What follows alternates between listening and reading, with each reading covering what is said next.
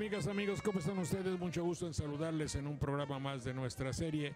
Bueno, 2 o 3 programas y lo hacemos con mucho gusto.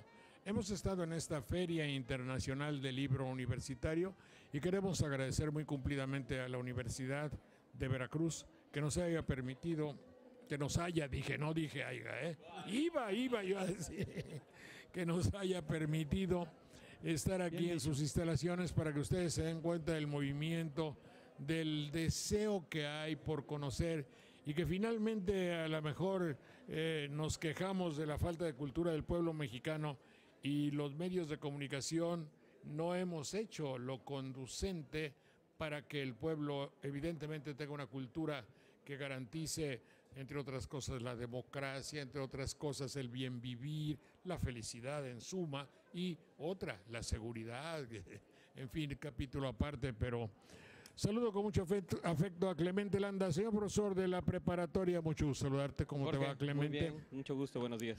Junto a él, a su izquierda, está la maestra Olivia Domínguez. ¿Cómo está usted, maestra Olivia? Bien, mucho muchas gusto. gracias. Directora general del Archivo General del Estado de Veracruz. Ahí estás tú, ahí están todos.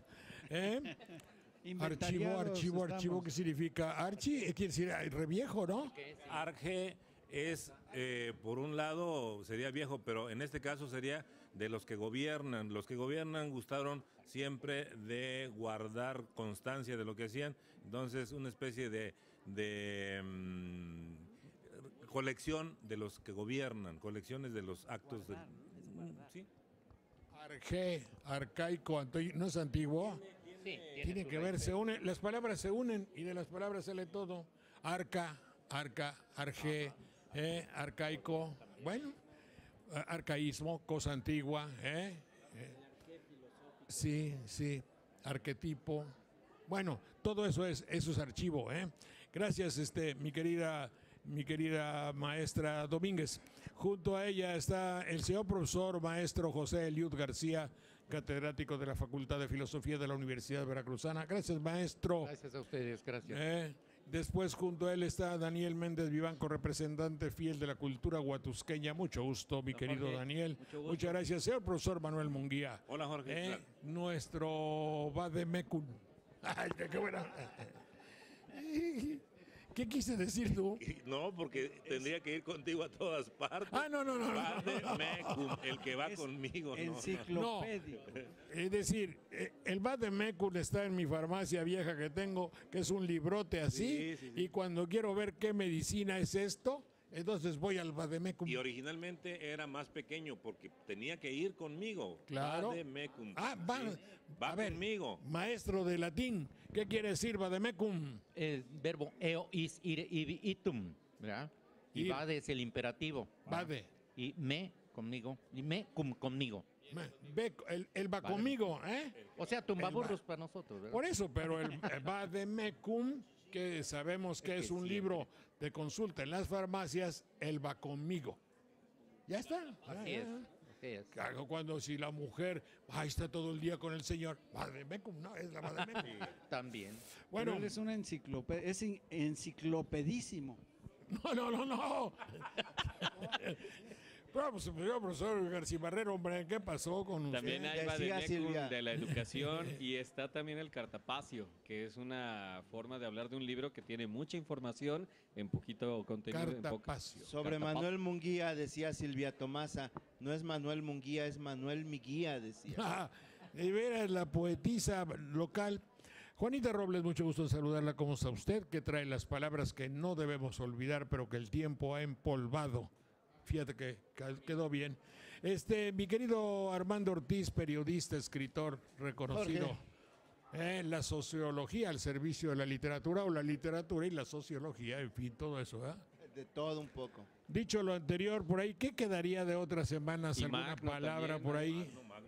Magno García Barrero. Me faltaba, sí. Es que creí que ya te había presentado por estar cotorreando. Ya no El le- señor licenciado jurisconsulto. No Es soy que yo nadie. tengo algo de consulta que hacerle a un jurista. Jurisconsulto es el jurista al cual se le consulta. Se le pide consejo. Sí. Oye, ¿me prestas una lana? No, No, ya me dice la jurisdicciontomía. Está bien. Jurista y poeta. ¿Está bien que te diga poeta popular o no te gusta? No, pues sí, de lo que quieran que me digan, poeta, hijo de poeta. Hijo de sí. poeta. No, hijo de Es poeta. No. copropoeta. como que- Copropoeta. Es un copropoeta.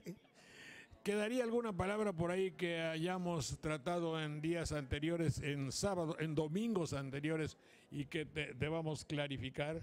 Sí, don Jorge, un maestro, buen amigo de ahí de la facultad, también me preguntaba, y lo decíamos con Manuel, si se puede utilizar como sinónimo estos dos términos, sincretismo y ecléctico, que son dos palabras muy sangronas, pero que sí se pueden utilizar como como Depende, sinónimo. no, perdone. Es que dijiste algo que vale la pena. Las palabras son sangronas, depende con la intención con la cual se digan y en el lugar y en el contexto y en el entorno, aunque esta palabra sea también, en la cual se digan. Si yo digo interactúan, dos astros llegan y por la ley de la gravedad sus fuerzas interactúan. Posiblemente, ¿no? Digo, estoy hablando, si yo fuese un astrónomo, pero si digo, oye, a ver qué día nos vemos para interactuar, ¿no? Y platicar, entonces, ¿qué? Ahí sí tiene ya un dejo de succión, de succión. Es que Sí, pero las dos palabras, los dos términos, no son sangrones porque en el caso del eclecticismo, pues nos permite introducirnos a lo que sería el saber filosófico, todo el amplísimo conocimiento de que tiene la filosofía. Y en el caso del sincretismo, pues lo vamos a ver cómo se usa en el ámbito de la historia de las religiones comparadas, de la antropología, etcétera. A ver, dale a Eliud que sabe de eso. A ver, maestro Eliud. El eclecticismo es del griego eklegoo, que significa escoger. Es la doctrina que consiste en escoger de varias doctrinas lo que más convenga para construir su propio sistema. Esto desde el punto de vista filosófico, ¿no? Una persona que es partida del sincretismo toma acá, allá y allá, y luego dice que es de él. Sí, eclecto es yo colecciono, yo colecto, yo también. recojo, yo tomo. Y es juntar de varias doctrinas en una exposición o en una tesis o en una exposición de carácter académico principalmente para fundar el dicho propio. Y sincretismo es sin unión, cretos es unirse con los cretenses originalmente para combatir a los helénicos del continente, es decir, a los helénicos continentales. Eso era en su origen, hacer una coalición, una alianza para combatir a un enemigo fuerte. Después ya se especializó en términos sociológicos para señalar aquel fenómeno que ocurre cuando vertientes religiosas de diferente origen se unen. Pensemos en Mayo y al principio en la Santa Cruz.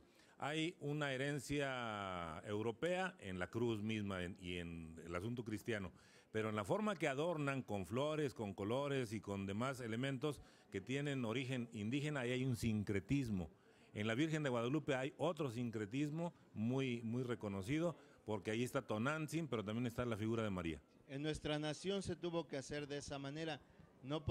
Se dieron cuenta de que no podían acabar con la religión que ya estaba establecida en el México al que llegaron y tuvieron que buscar una manera de adoptar, de sincretizarla, ¿no? Entonces, en los lugares donde estaban los templos de los indígenas, pusieron iglesias y eso forjó un sincretismo. La gente siguió yendo a esas iglesias a adorar a los nuevos santos, pero estaban en su mente adorando a sus antiguos dioses. Recientemente se leyó en esa literatura de Baratona de casos extraños, quién es quién, o lo importante, o tiene usted que saberlo, no sé qué. Que era una fábrica japonesa hace unos años. Había muchas dificultades sindicales con el patrón y todo, y pusieron un muñeco que parecía el patrón. Y los empleados salían todas las tardes de ahí y ponían piedras o algo para pegarle al patrón y como desfogar dije, o no sé qué quise decir, pero como para vengarse del patrón simbólicamente. Eso sucedió hace 10 o 12 años que yo me acuerde. Pero también me contaron otra.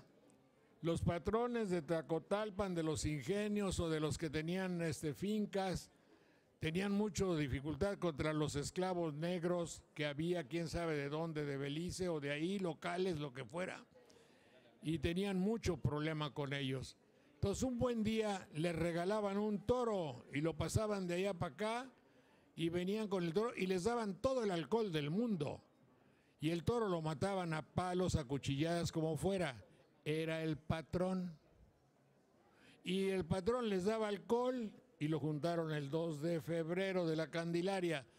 Entró la iglesia, el toro, simbolismo de la potencia, la fortaleza, el patrón español encomendero, los indígenas que estaban fregados y jodidos y no tenían nada que hacer, y ahí echaban su coraje. Eso es sincretismo. Porque en esos mismos días sacan a la Virgen a pasear por el río, hay sincretismo. Ay, hay sincretismo, desde luego. Entonces, total, es una mugre. Entonces, el sincretismo es el arma de los conquistadores. Nosotros podemos ver un ejemplo. Una de las tantas armas. Un ejemplo Alternativa. claro para poder ver el sincretismo cultural, pues, es precisamente a través de las fiestas patronales. Ahí se puede ver muy claramente lo que es el sincretismo cultural.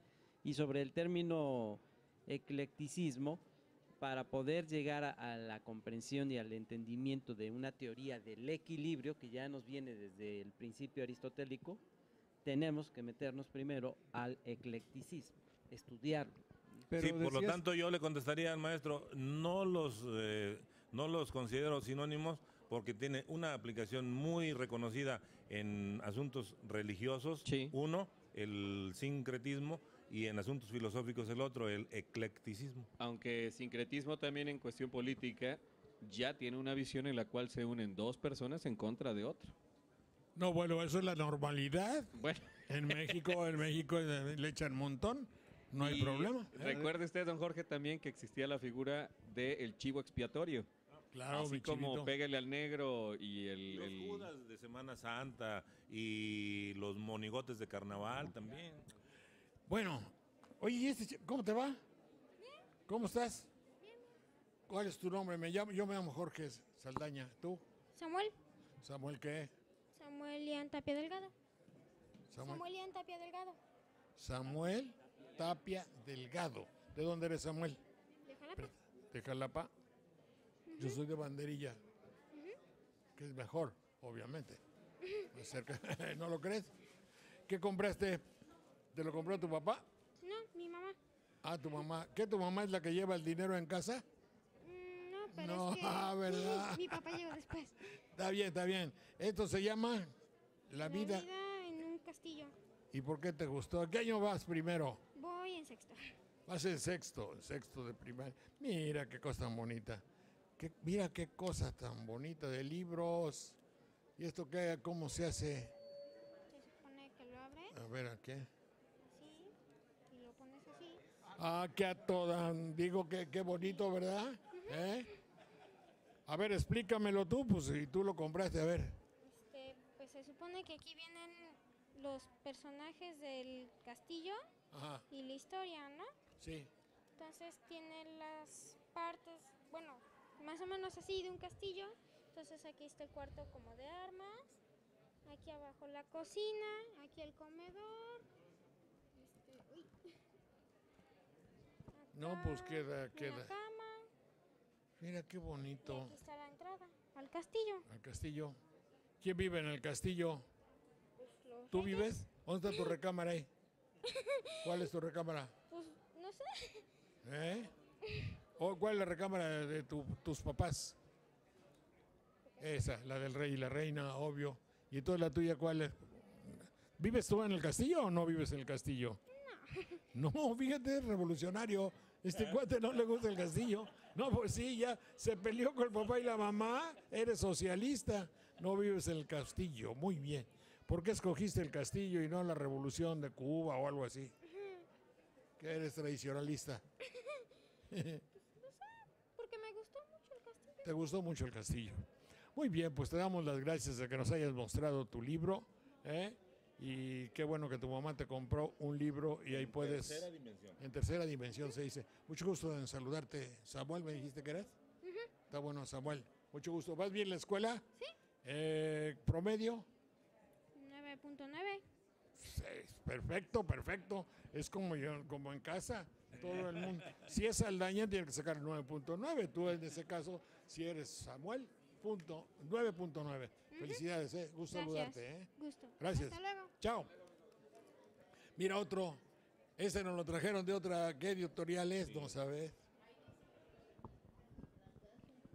Hizo para los niños es excepcional porque ahora qué bueno que no sea de armas y de bélico, que no sea que no tenga que matar, ¿verdad? Como las cosas de la televisión, que juegos de televisión que es matar, matar y matar. Es para matar el tiempo. No, eso es bueno, pero es que, ¿cómo te voy a decir? A mí no se me olvida mi casa de cubitos de madera. Te la puedo dibujar de cómo hacía yo mi casa a esa edad, porque había una cosa de palitos y ahí tú ibas haciendo tu casa, ¿no? Esa la tengo ya fija. Ya de palitos ya. Ya, ¿qué pasó, cuatito? ¿Ya no fabricas así? Ya no. Sic transit gloria mundi.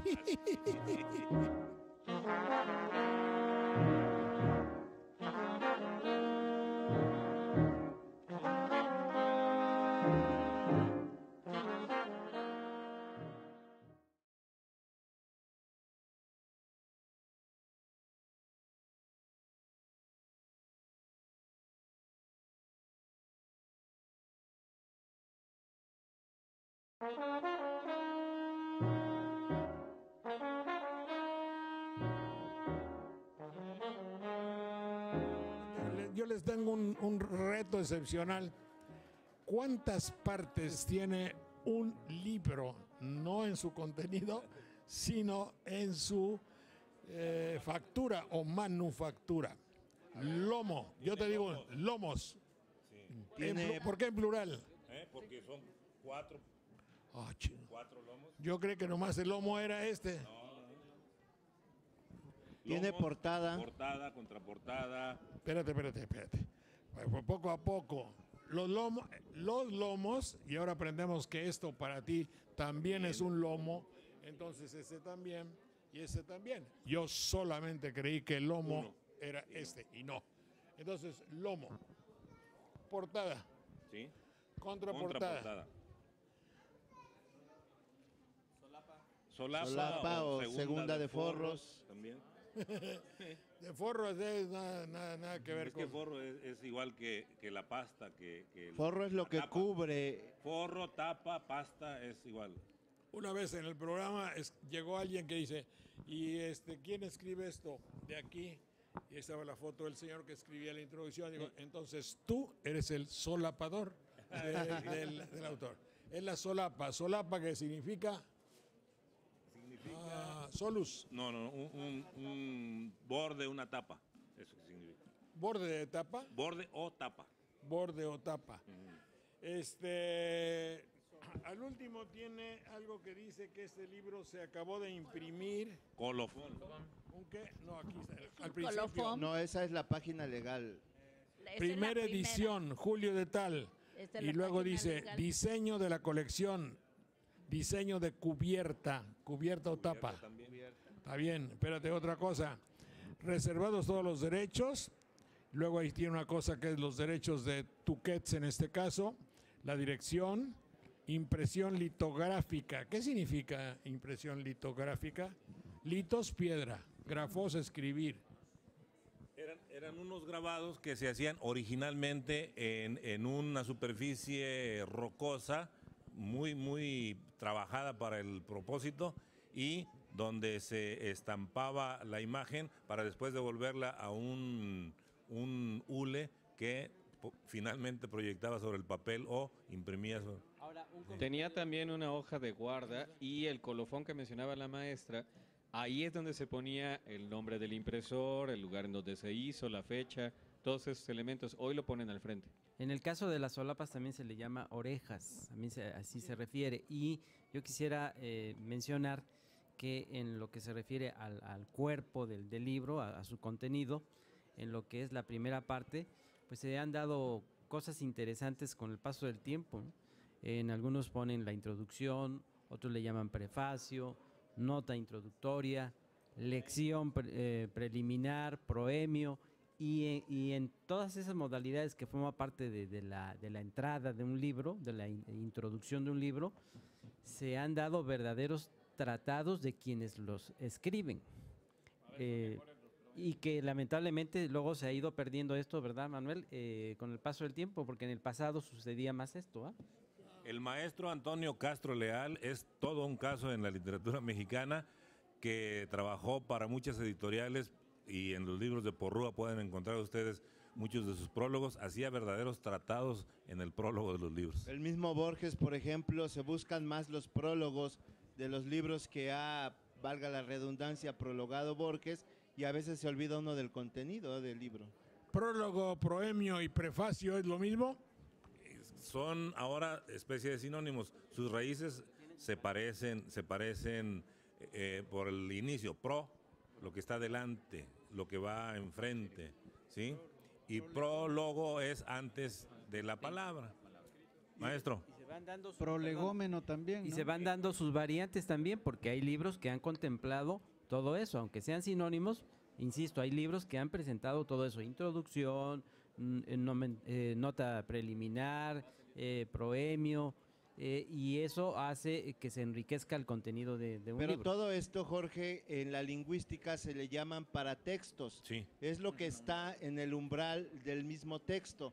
El texto empieza desde que el autor inicia con sus primeras palabras y termina cuando concluye, pero lo que es la portada, los epígrafes, los prólogos, todo eso se le llama, el mismo título, son paratextos que dan como que una, digamos, anticipan el contenido de la misma obra.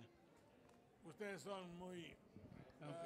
Hay otra, yo me acuerdo que allá en el seminario una cosa dice, y tiene el plachet. Ah, sí. Ah, sí, de placeo. Plachet. Placeo, plaches, placere, placo y placitum. Quiere decir agradar. Consentimiento Consentimiento. de alguien que autorizaba la publicación, porque no salían nada más al desgaire los libros, sino que alguien tenía que autorizarlos.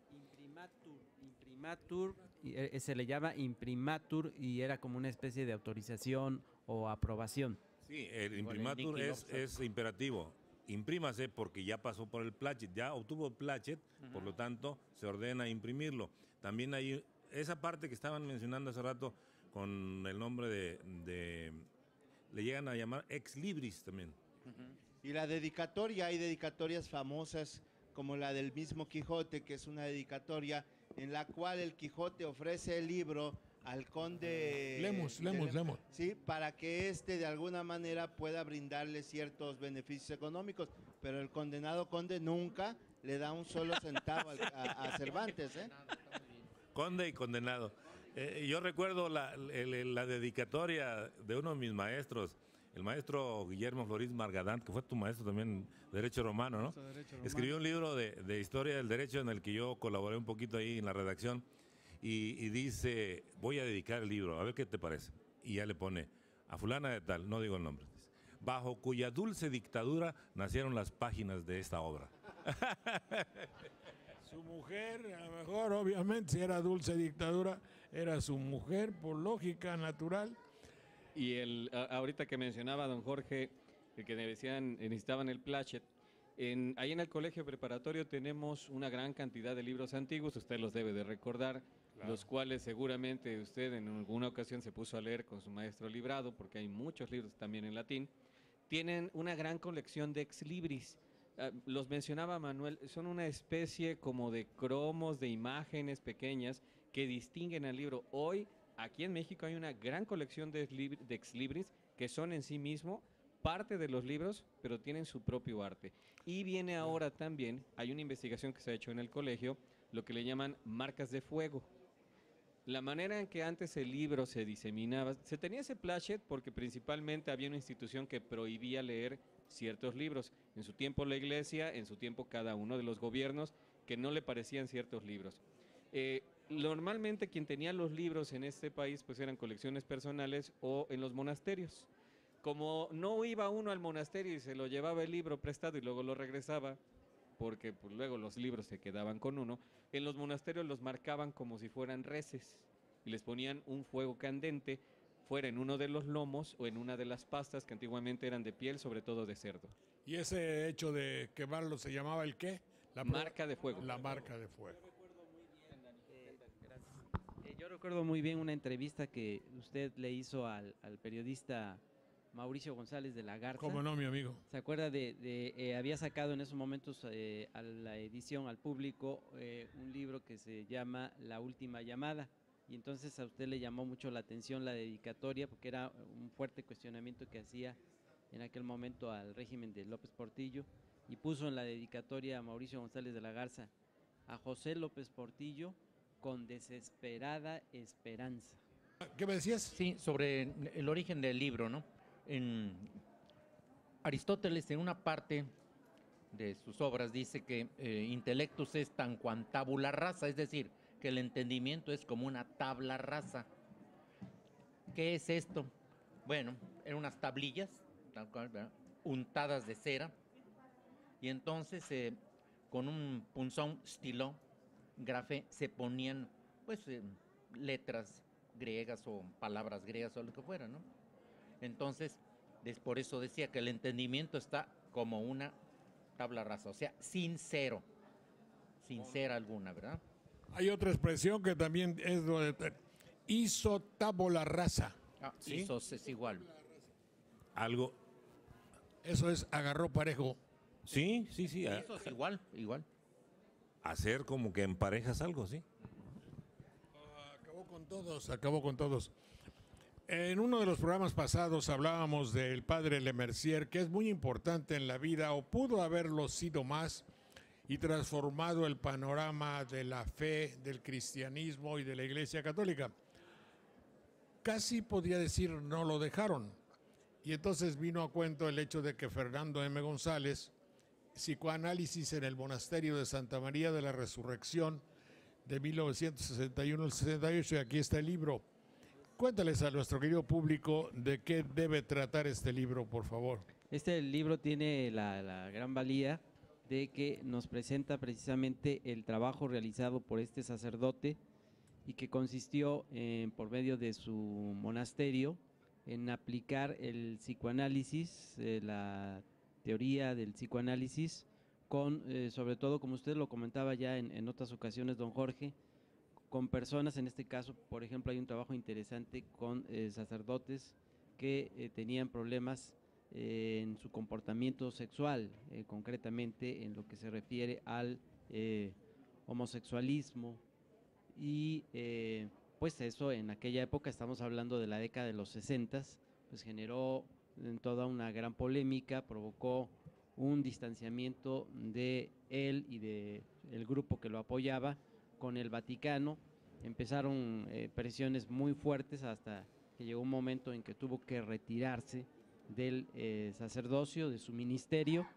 Y algo interesante que nosotros podemos ver como hilo conductor en el libro, esa relación que trata de hacer el padre Lemercier para encontrar una explicación bajo el psicoanálisis entre razón y fe, que tanto hemos discutido también en este programa. Y nomás no. Entonces, como testigo presencial, digo, no testigo presencial, pero sí me tocó en aquella época por mi amistad y admiración que tenía con el arzobispo Méndez Arceo. Sergio Méndez Arceo. Don Sergio Méndez Arceo era un obispo que le decían el obispón rojo, le decía Margarita Michelena, porque era un poco de ideología socialista.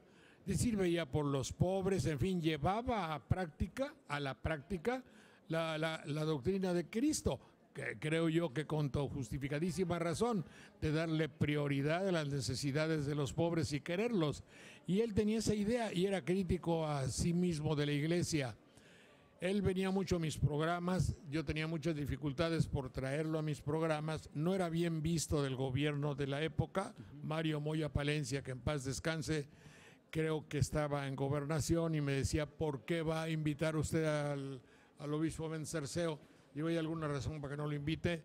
Sí, es anticonstitucional, en el artículo tal y no sé qué, me leí ahí. Digo, bueno, pero ¿qué le importa a usted, don Mario? Yo me llevaba bien con Mario, pero Mario era duro y recio. Y lo que hay que mencionar también, don Jorge, que este trabajo que hizo desde la perspectiva Manuel del González. psicoanálisis, Le Messier, contribuyó muchísimo a dimensionar lo que después vendría a ser al interior de la Iglesia Católica, de la estructura vaticana, una tendencia como se conoció por medio de la teología de la liberación. Bueno, entonces, ¿cómo se llama? Méndez Arceo me presentó a Le Mercier. Y Le Mercier, evidentemente, luego nos hicimos, si no cuates, muy identificados. Me llevó al monasterio, me presentó al doctor que no Toledo, sino Quevedo, era su psicoanalista. Y entonces empezamos a tener relación, algunas veces vino al programa para hablar de otros temas, Quevedo también vino, los doctores Cueli, Abelino González, y no me acuerdo qué otros más hablaban de esa posibilidad. Carlos Viro también Sí. hizo comentarios. Ahí yo me acuerdo de él, de Carlos. Bueno, y entonces, bueno, pues ya te digo, me presentó a Le Mercier. Yo iba al monasterio Emaús alguna vez y me llamó muchísimo la atención esto que no he dicho. A mí me inquietaba mucho, habiendo pasado por el seminario, personalmente 5 años, de que él quería hacer y hablaba de psicoanalizar a los curas. Si se psicoanaliza a un muchacho, evidentemente ahí hubiera salido todo y yo no hubiera durado 5 años, me voy al año y medio, a los 2 años. Y así yo creo que en realidad la iglesia se hubiera depurado y todas las verdaderas vocaciones sacerdotales hubiesen sido sólidas. No existiera Marcial Maciel, que aquí está en otro libro. Recuerdo muy bien que usted entrevistó precisamente sobre el trabajo del padre Le Mercier a otro de los invitados asiduos a su programa. ¿Se acuerda de Giuseppe Amara? Giuseppe Amara, Giuseppe Amara dijo que Le Mercier usó muy bien, por medio de la teoría psicoanalítica, con los sacerdotes que entraban en conflicto con su vocación y su fe, la técnica de la entrevista por medio de la libre asociación de ideas. Total que un poquito se sacaba en conclusión que un monasterio, un seminario, era un lugar de reclusión de los que alguna vez tuvimos alguna alteración psicoanalítica, y para arreglar esos problemas y ante no poder arreglarnos, nos refugiamos ahí. Y creo que no les falte mucha razón. Entonces me llevó Le Mercier allá y lo que no puedo olvidar en toda mi vida es que llegué a su cuarto cubículo, o ¿cómo se llama? Donde ¿Celda? A su celda. ¿Celda? ¿Qué Sí. celda? ¿No es de prisionero? No siempre, viene de encierro, sí. Que él es aquello que está encerrado. Cerrado. Sí. Cerrado. Llegué a su celda donde solo había una cama. Cama no, camastro. Es decir, 70, 80 centímetros, dura, y una mesita. Una serie de libros, porque tenía su biblioteca, y entonces tenía los que por la noche sería. Y arriba de su cama una figura horrible de una máscara de hierro alargada. Oiga, ¿pero qué santo es ese? Le digo, no, no es ningún santo. ¿Qué es? El demonio. Como el diablo. Pero a ver, explíqueme usted, mi querido Le Mercier, ¿cómo se llama? El padre Le Mercier. Padre Mauricio, ¿no? Gregorio Le Mercier. Gregorio, le digo, oiga, a ver, don Gregorio, explíqueme cómo va a ser que un cura tenga arriba de su cama, en vez de un Cristo o de la Virgen, un demonio.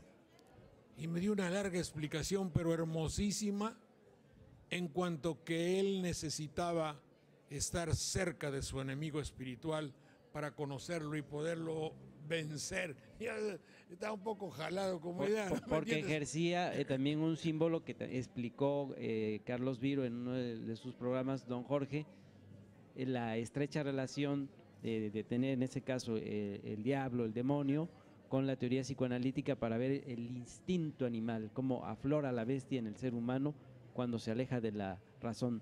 Está bien.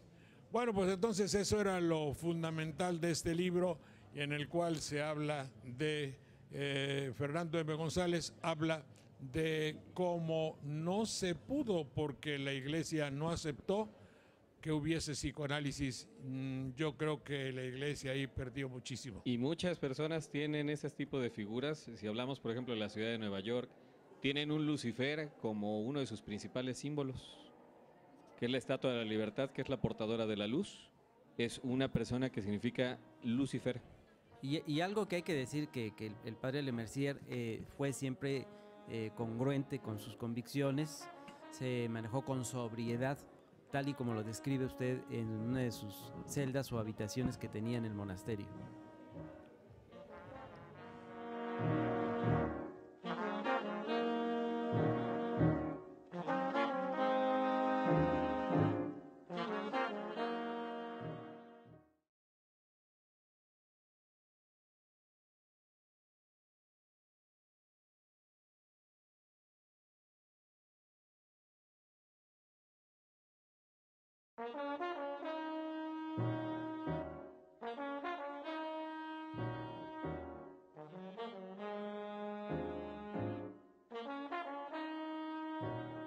Pues muchas gracias a las editoriales Gustavo Gil, Libros de Diseño, y editorial Tusquets, editorial Campbell también. Muchas. Me decías tú que había algo que comentar acerca de los nombres del demonio.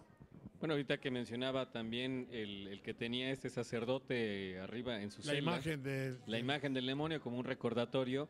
Hay varios nombres también que nombran a este personaje, por ejemplo, Sérpico, que le preguntaba a Daniel. ¿Sérpico qué significa?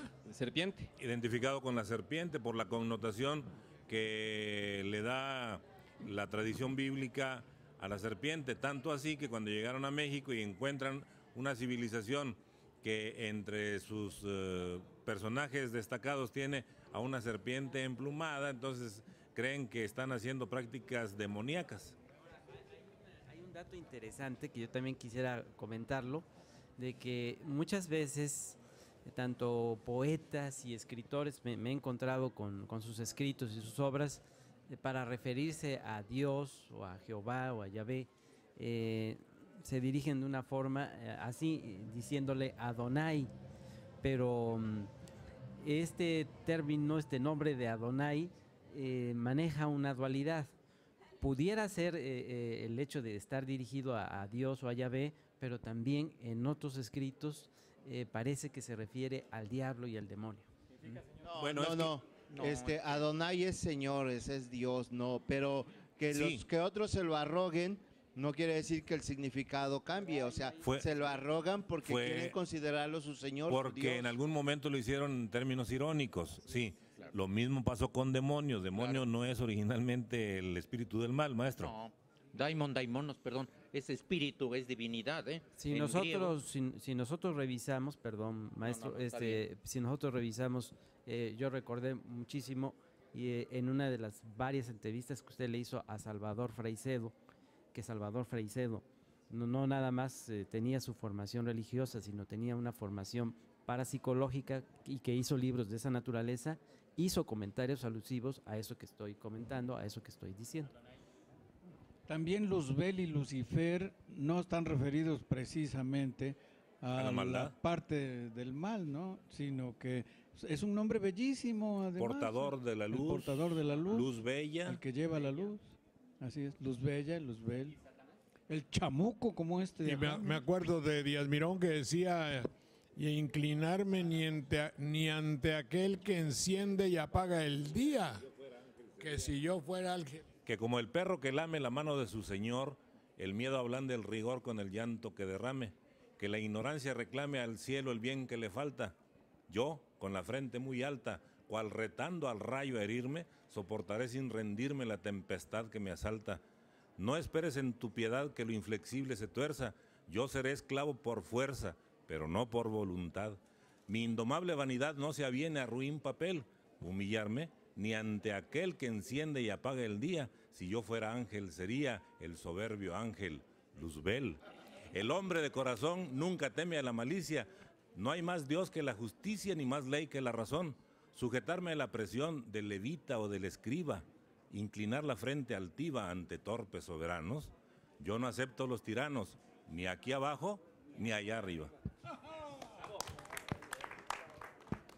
Ese cuate era veracruzano para que no se anden con cuentas. El director de la preparatoria, no, grandísimo. Y gatillero también, diputado y gatillero. Giovanni Papini en ese libro tan interesante sobre el diablo hace mención que era un ángel de luz y que poseía una gran sabiduría. Y ahí está otro nombre del diablo que se le da también en las escrituras hebreas, que es Gog de Magog. Y Gog, después Goliat, y los goliardos, que eran unos monjes, y los calificaron así porque tenían comportamientos muy mundanos y decían, oye, ¿cómo puede ser que vivan en un monasterio y se porten de ese modo? Es que eran además grandes artistas, de ahí nació la Carmina Burana que conocemos ahora, porque es una obra encontrada en un convento de los goliardos. Pero no eran pederastas, ¿o sí? En esta feria del libro, precisamente está exhibiéndose, se está poniendo a la venta un libro interesante sobre el diablo, sobre el demonio, que se llama El Ángel Caído. ¿Y quién vale la pena leer este libro? O la frase celebérrima de Pito Pérez, pobrecito del demonio, qué lástima le tengo, dice. Cuando hablas de ese hermosísimo verso que nos dijiste, me acuerdo del otro, que no me acuerdo de todo, pero dice... que dice, la cuarteta dice así, pero que revela perfectamente el espíritu indomable, recio y fuerte de Díaz Mirón. Creo que es cuando el torrente por los campos haya de pronto un dique que le dice atrás, podrá saltar o derribar la valla, pero pararse o recular jamás. Eso es el lenguaje conceptuoso, parece que se llama, ¿no? Es modernista en muchos aspectos porque Díaz Mirón tuvo algunas influencias de esa corriente, pero también es de una grandilocuencia muy clara. Era un orfebre, la verdad, Díaz Mirón, para hacer... Muy bien, y se sabe de dónde le viene su papá. Claro, sí. El papá y la escuela de ese tiempo también. Hay una influencia positivista muy notoria en ese momento que apela al conocimiento racional de las cosas y ahí se nota. Pero qué curioso, porque la vida de Díaz Mirón parecería ser que no la sabemos mucho en Veracruz. Vaya, la tenemos así anecdóticamente de manera suelta, pero no tenemos un culto recio y sólido a ese gran hombre. Pero parece que su carácter era verdaderamente un dechado de patologías, ¿verdad? Sí, era impetuoso, era impulsivo y bravo, sí. En el mismo Congreso, cuando discutían asuntos sobre el endeudamiento, por ejemplo, del gobierno federal, y él exponía su tesis y el otro diputado exponía la suya y no, dice, si con la luz del entendimiento no te logro convencer, sacó la pistola y le tiró balas. Fíjese cómo, don Jorge, esa visión de la educación, ahorita me acordó Daniel, y tiene mucha razón.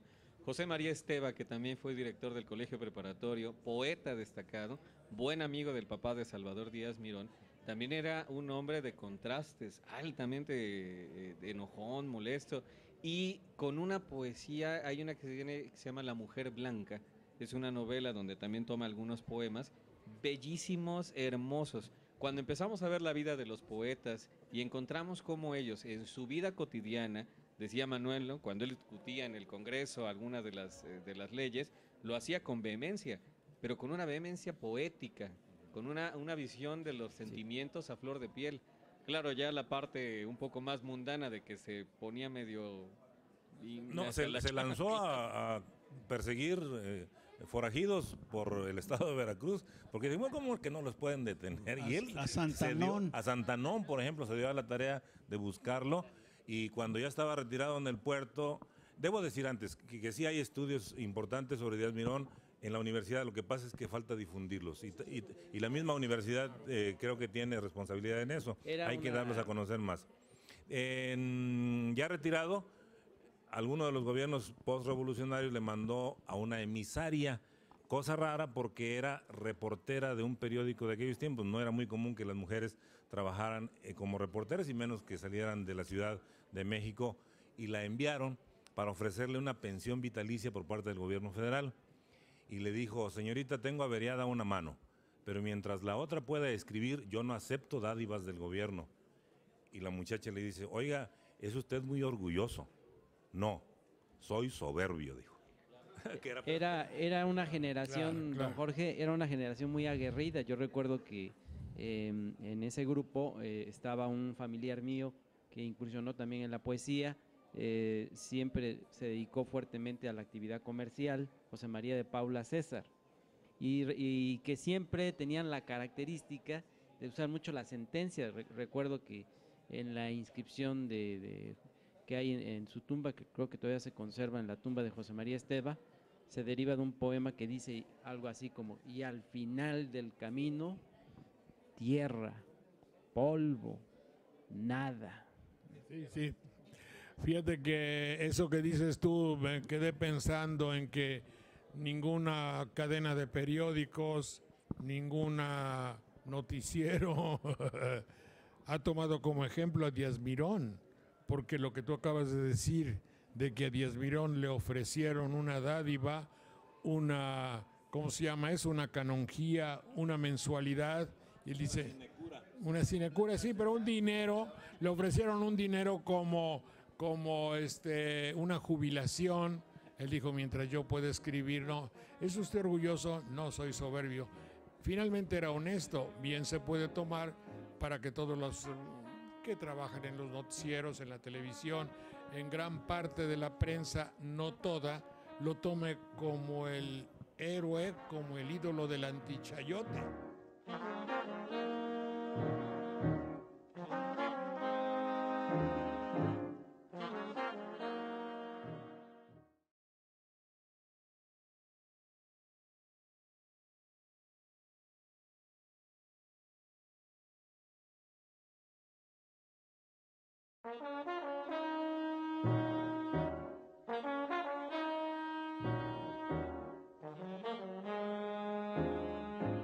Muy bien, ¿qué me ibas a decir? Ibas a decir algo, ¿no? ¿Quién me iba a decir algo? Sí, a Quiero ver, decir que a pesar de que haya dirigido El Imparcial, que sí se había puesto al servicio de Victoriano Huerta, él mismo creó esta frase que se ha vuelto universal: hay plumajes que cruzan el pantano y no se manchan, mi plumaje es de esos. Pues sus asonancias que dice: sabedlo, Sí, vasallos. próceres y mendigos, nadie tendrá derecho a lo superfluo mientras alguien carezca de lo estricto. Pues, sí. Pero también dijo otra cosa, perdona que te interrumpa, pero una de cal por las que van de ahí.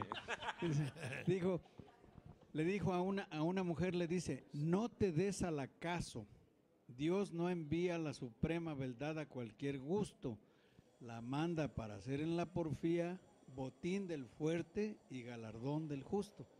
Cada Claro, escrito que dejaba, sigue armando polémica, porque recuerdo que Jacobo Zabludowski, en aquel programa que tenía el Canal 9 que se llamaba Contrapunto, le dedicó toda una semana para, con sus invitados, analizar aquella frase de el ave canta aunque la rama cruja. Y ahí estaban dentro de invitados como Sotelo Inclán, estaba Luis Arturo Ramos, estaba el licenciado Leonardo Pasquel, también estaba participando. Y ojalá se pudiera rescatar esa serie de programas que Y hoy dedicaron a Salvador quedaría muy Díaz Miró. adecuada esa frase a los compañeros periodistas que siguen haciendo su labor aunque la rama esté crujiendo. Como que saben. Muy bien. a ver, sí, Eliud.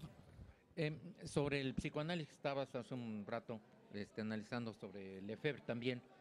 Es decir, en la actualidad, quiero decir esto, que hay algunos trabajos donde se hace algo similar, en donde, ¿qué es lo que hacen? Piden que hagan una solicitud por escrito, pero a mano. Y esto se lo dan a los que estudian grafología. Mi esposa es una de ellas, es la que hace estudios grafología, porque ahí se manifiestan las tendencias, ¿verdad? Y entonces no es conveniente que para maestro, por ejemplo, admitan a una persona de tendencias equivocadas por respeto al alumnado, ¿no? En 1986... Entonces no le dan trabajo a nadie, mano. No, es que bueno... Es que no son tendencias equivocadas, son diferentes nada más. Pues sí, pero que vayan a ser prosélito. Una cosa es tener una preferencia y otra es inducir a otros a que la tengan. Cada quien la suya. Porque en 1980... No, pero si alguien tiene preferencia por los niños, si quiere un puesto de maestro de kinder... No, pues ahí sí no, ¿eh? Ahí cierto... No, pero esa es una patología ya, esa no es una preferencia. No es una preferencia. Es un asunto distinto. Y en estos trabajos, hacen esto de la grafología. Y en el 1986, hasta la fecha, espero que así sea, en la Escuela Nacional Preparatoria de la UNAM, siendo director general un veracruzano, compañero nuestro, de aquel entonces, Ernesto Esquetino Maimón, de Orizaba, fue el que de alguna manera en el reglamento puso que para que fuera admitido un profesor a la Escuela Nacional Preparatoria, tendría que hacer un examen psicométrico, precisamente para ver este tipo de cuestiones, ¿no? ¿Está bien? Porque decía él, y con sobrada razón, mira, podemos detener la piedra, no regresarle, eso ya no. Y a partir de ahí se hacen varios exámenes, aquel que quiera ser profesor, maestro de la escuela. Eso debía hacerse hasta para los choferes, porque les dan camiones a unos que son verdaderamente homicidas. Hay que recordar, pues nada menos, yo tengo muy presente aquellas maravillosas entrevistas que usted le hizo a Alfonso Quirós Cuarón, cuando hablaba sobre cómo intervenía la grafología en su trabajo de investigación para dar con aquellos casos famosos, ¿no? Que luego se derivaron en libros, ¿no? De ahí la hermosísimo poema musical que en 2 frases tuvo, yo creo que, no sé si sea Biglietti o alguno de los grandes poetas americanos, acerca de lo que estamos hablando, de la vocación que alguien tiene para ejercer el oficio que busca y al cual se dedica. Y la frase que a mí siempre me anda dando vueltas es esa, que vendría a cuento que se hiciera todo un estudio, una difusión, un examen profundo y se volviera norma, ley y dictado en México. Y la frase de la canción dice: no sé por qué piensas tú, soldado, que te odio yo, si somos la misma cosa tú y yo. Benedetti. Es decir, creo que ahí se resume profundamente una de las grandes partes de nuestra cultura y relación hacia la búsqueda de la justicia y la sociedad. Mientras no haya eso, oye, no sé por qué piensas tú que yo te odio. Y él también puede decir lo mismo, ¿verdad? Y entonces todos estamos inmersos en ese mar profundo de la incomprensión por falta de la cultura, finalmente, educación. Y dados los acontecimientos recientes, valdría para el trato entre periodistas y personas de otras ocupaciones. Valdría, desde luego. Bueno, jóvenes, volvemos en un minuto o puede pasar la maestra. Maestra, por favor. Adelante, decía usted tan amable, Olivia Domínguez, directora del Archivo de la Ciudad. Sí. Del Estado. Bueno, pues de acuerdo al anterior programa que empezamos hablando sobre el recinto de la Casa del Lago, yo quería continuar viendo sobre el paisaje, ¿no? O sea, el paisaje que nos rodea, que es precisamente el Lago del Dique, y en el cual nos han quedado muchas fotografías, o sea, ¿qué vemos o cómo tratamos a todas estas fotografías? ¿Qué es lo que vemos? Pues vemos un lago que era un lago natural, que era surtido por aguas que no estaban contaminadas, obviamente, pero que se utilizaban, que las utilizaban las industrias, que las utilizaban las tenerías que existían, pero que también las utilizaban los pobladores, porque eran aguas frescas que corrían y que hoy están entubadas. Por ejemplo, la calle que es la calle Bocanegra, pues ahí corre el río, está entubado, y las fotografías que se ven las caídas de agua, porque no existía este puente, hay una especie de puente que va hacia las Atletas, y era un paseo natural donde estaba todo arbolado, ¿no? Y hoy, está adoquinado, rodeaba lago y y continuando como hoy sería hacia lo que sería la isleta, bueno, los pobladores lo usaban, era parte de la diversión, había embarcaderos para tomar lanchas, pequeñas embarcaciones, donde las fotografías muestran a personas con vestidos largos, sombreros, los señores también bien vestidos como para días de campo, y hay otras fotos donde se ven con ropas, con menos ropa, digamos, pero bueno, entonces los trajes de baño eran trajes enteros, ¿no? Muy largos, y también era zona de diversión, o sea, las familias jalapeñas venían a disfrutar de estos lagos, ¿no? Y o sea que no, y bueno, así se va conformando un barrio, que es el barrio que también lo tenemos, hoy decimos que es el barrio del Dique, pero era un barrio de trabajadores de la clase obrera, muchos vivían de esta parte, otros vivían de lo que sería la parte hacia los Berros, y entonces había un sindicato, que el sindicato progresista, el cual de trabajadores de la fábrica del Dique, donde todavía queda un mural, en donde era su casa sindical, que está sobre la avenida, hoy se llama Venustiano Carranza, y bueno, ahora es un restaurante, pero bueno, qué bueno que se sigue manteniendo ese mural de Gabriel, Gabriel Orozco es el actual, es el hijo. Pero, Orozco Rivera. Mario Orozco Rivera. Orozco. Sí, perdón. Ajá. Su hijo es Gabriel, sí, el papá. Y entonces, bueno, es un mural que afortunadamente se ha conservado y que forma parte de la escuela del muralismo. Entonces, es un mural muy valioso, sí, yo lo conozco, es bellísimo. Entonces, bueno, pues era pues un lugar donde se reunían muchas familias conocidas de apellido Cerón, Viacuña, entonces, bueno, son Meneses, bueno, familias que era su estar, su ámbito de trabajo y también parte de su diversión, ¿no? Bueno. En San Bruno había otra fábrica. Yo debo decir algo, pero no me acuerdo. Yo ya en esa época no estaba yo en esta ciudad y por estos contornos, pero supe mucho de el Dique y la relación que tuvo con un hombre de bondad muy grande que fue José Manuel Martín del Campo. Parecería ser que en esta área o barrio él desarrolló una gran labor de humanismo, de amor, de caridad y de religiosidad. Pues él era, lo lamentable de él es que haya sido un cura, pero si hubiera sido un simple hombre que hubiera seguido a Cristo, hubiera sido excepcional.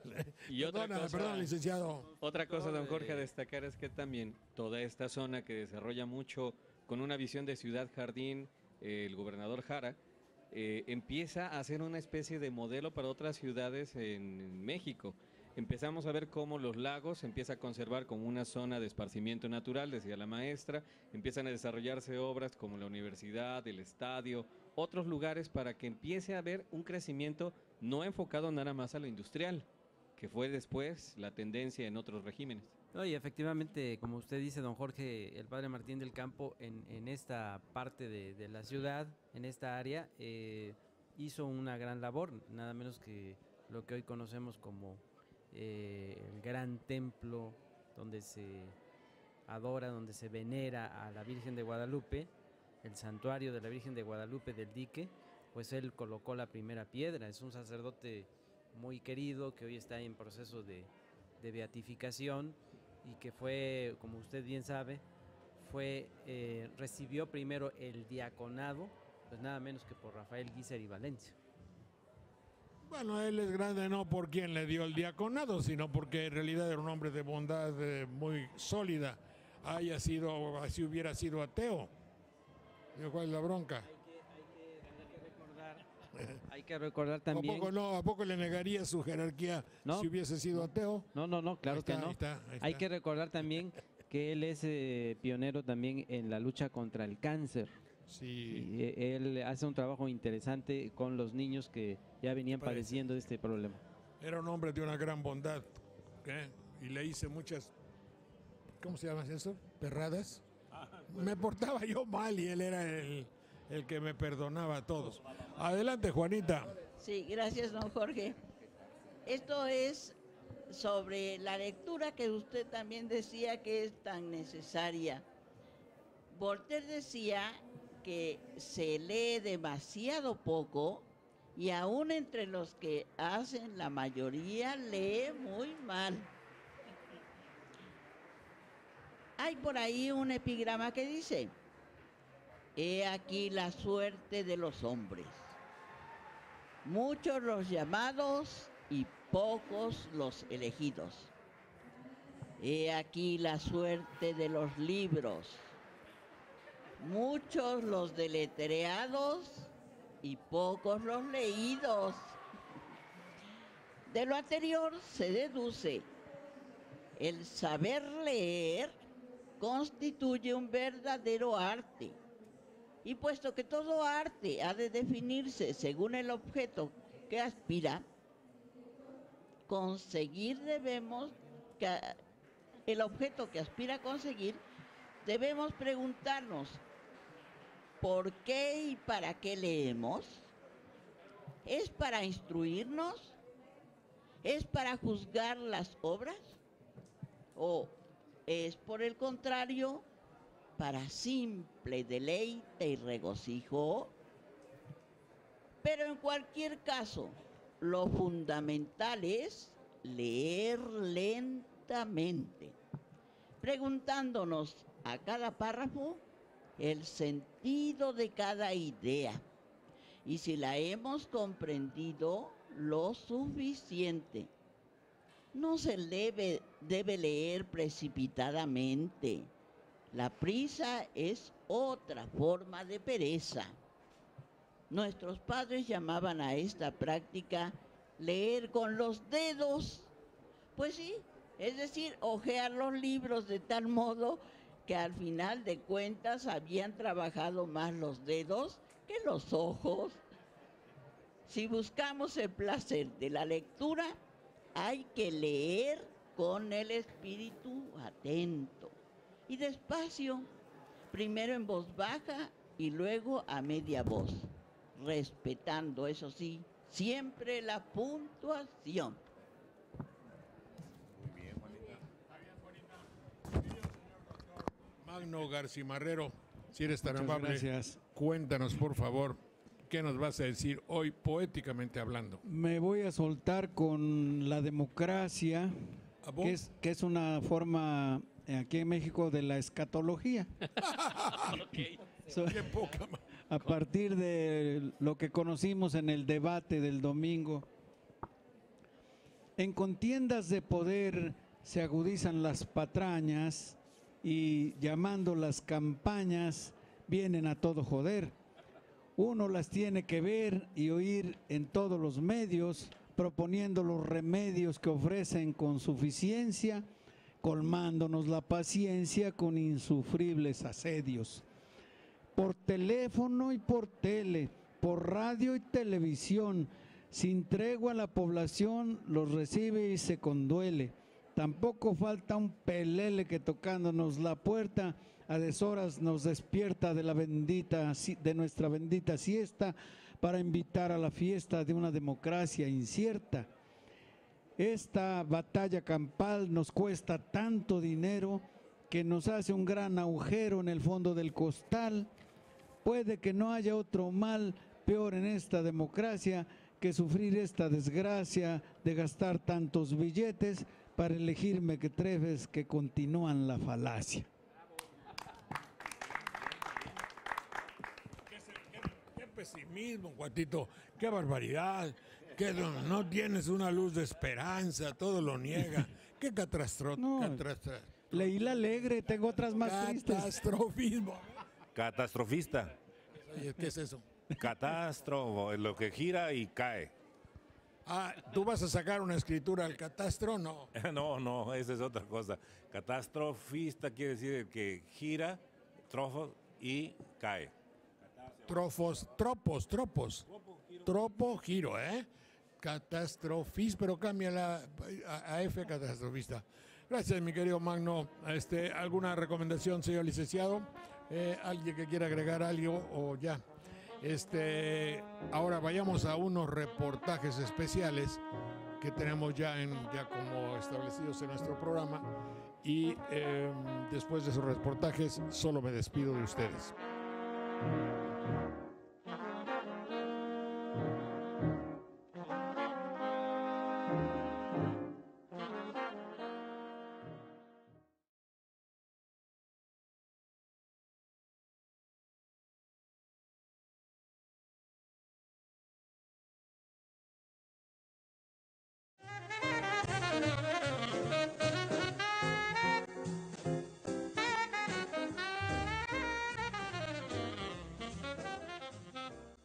En la reciente feria que tuvimos en Jalapa del libro universitario llamó la atención, debo pensar que no solo a mí, sino a las personas que pasaban por ahí, el título de un libro, y como tal yo pido a ustedes que tengan toda la gentileza del mundo, o no gentileza, pero que no vayan a pensar en absoluto que queremos ni molestar, ni herir la susceptibilidad de mi abuelita, que en paz descanse, que era muy recatada, muy pulcra en la dicción, en el lenguaje. Pero además los veracruzanos no tenemos ninguna razón de espantarnos ni de llamarnos a ofendidos por alguna palabra. El veracruzano se cataloga en el mundo como un hombre que sabe usar muy bien las palabras en español y las dice contundentemente, y ahí está toda los habitantes de Alvarado que hicieron popular la mentada de madre. Y un alvaradeño que no saluda al otro diciendo, ¿cómo estás, tu hijo de la chingada? Pues no es un buen alvaradeño. No sabía. Y el hecho de llamarle a alguien joputa no significa nada. Joputa. Porque ya con un fenómeno de apócope, claro, desaparece el i y ya nada más es joputa. Y según la entonación, es la intensidad, el valor y el cariño o desprecio que se tenga la expresión. Sí, según cómo se use. Es un gran hijo puta, o es un hijo de su gran puta madre, ya tiene otra connotación. Sí, claro. Todas esas son lucubraciones que sacamos del libro del doctor Marcelino Cereijido hacia una teoría general sobre los hijos de puta. Claro. El libro obviamente sería difícil que no lo fuera, está escrito en nuestras tierras, donde no carecemos de material, por así decirlo, señor. Un acercamiento científico a los orígenes de la maldad, deduciendo que un hijo de puta es un representante de la maldad. El maestro Cereijido es de Buenos Aires, nació y es doctor, obvio que nació, pero iba a decir algo, es que somos contemporáneos, con eso lo ofendo, claro. Pero no digo nada, es doctor en fisiología por la Universidad de Buenos Aires, postdoctorado en Harvard, en fin, un científico que está en México desde hace mucho tiempo y que me ha dado un gran honor con recibirme en casa junto a sus libros queridos y dejar que yo le pregunte y que me diga y que me explique y que le diga a nuestro público por qué un título que algunos podrían considerar un poco agresivo, así una teoría general sobre los hijos de puta. Adelante, doctor. Bueno, dos cosas que hacen respingar a la gente son el tema en sí y el uso de una palabra soez. Entonces, quiero hacer dos aclaraciones. En primer lugar, el tema es más viejo que la misma ciencia moderna, que tendrá unos 5 siglos. Les decía hace un momento que Agustín de Hipona, en pleno siglo V, le preguntaban, dígame, el mundo, el universo, ¿lo hizo Dios? Ah, claro, es el creador. Y era un creador muy inteligente, era perfecto, el sublime arquitecto. Y entonces, ¿por qué hay terremotos, hambrunas, incendios, guerras, piojos, pestes, en fin? Y entonces ahí ya esto habría escuelas de teología, y según como uno contestara, podía ir a parar a una hoguera. Por ejemplo, si uno decía, sí, él era perfecto, bueno, pero era un poco chapucero, algunas cosas le salían mal. No se salvaba de la hoguera. Si en cambio, que era la otra escuela, decía, sí, él lo hizo perfecto, pero es que el diablo mete la cola. Entonces venía la segunda andanada de preguntas. ¿Pero cómo? ¿Dios no es todopoderoso? Ah, claro. Y entonces, ¿cómo permite que el diablo le meta la cola en su creación? De manera que es tanto hijo puta, ¿no? Claro. Entonces, eso habría otra vez otras escuelas de pensamiento. Por ejemplo, les decía, no. Lo que pasa, él lo podría parar al diablo así con toda facilidad, porque es todopoderoso. Pero no lo hace porque quiere juzgarnos y ver cómo reaccionamos. Y entonces dice, ¿pero cómo? Otra escuela salía y decía, ¿no es omnisciente? O sea, necesita que a un padre, que al hijo vengan y lo maten delante de él y lo ensarten en una lanza, o violen a su hija, o le incendien sus campos, para ver qué va a hacer con nosotros. Entonces llegaba a nivel ridículo las respuestas. Por eso que el clero nunca quería traducir a idiomas vernáculos las obras sagradas para ellos. Y entonces, bueno, todo eso cayó en desuso. Habrá caído en desuso como tema, pero no como problema. Basta abrir cualquier periódico de cualquier ciudad, en cualquier página, cualquier día, para constatar que la lepra, el cáncer, las enfermedades cardíacas, el Alzheimer son juegos de niños comparados con el sufrimiento humano que produce el ser humano. Entonces, producido por el ser humano. Producido por el ser humano. Y usted a esa tendencia a hacer el mal de todos nosotros le llama una proclividad por la hijueputez. Sí, ahora eso le dice que me defiendo, digamos así, de que el tema no es un tema traído de los pelos. No, pero no. Porque le sale demasiado fácilmente al ser humano ser perverso. Entonces, el otro problema era, ¿y por qué le puso un nombre tan soez? Y la cosa viene así, yo, como usted dijo en su presentación, yo me gano la vida como científico, ¿no es cierto? Y eso me obliga a ir a encontrarme con gente de todo el planeta, y uno de mis hábitos es preguntarle en su idioma cuál es el insulto más neurálgico, más bravo, algo lo más terrible que le pueden decir a uno. Y variación más, variación menos, en todos los lugares de la Tierra y a través de las edades, es hijo de puta o un equivalente muy cercano. Entonces nosotros solemos pensar que cuando algo es universal, tiene que haber alguna razón. Como digo ahí en el libro, supóngase que usted, haciendo esto de preguntarle a todo el mundo, saca la conclusión de que el peor insulto que hay en todos los idiomas es decirle a alguien berenjena. Usted dice, berenjena, ¿por qué las berenjenas? ¿Qué tienen las berenjenas? Entonces ahí la pregunta que trato de contestar es justamente ¿por qué las prostitutas tienen algo que ver? Y hay todo un capítulo dedicado a esto. Sí. Y la respuesta es sí, señor. Ahora también podríamos pensar que ¿por qué nos duele una ofensa que tenga que ver con nuestra mamá? ¿Por qué no nos va a doler una ofensa que tenga que ver con el sexo, o con mi papá, o con mi país? Es que... Digo, finalmente es a considerarse ese concepto de nuestro nacimiento edípico.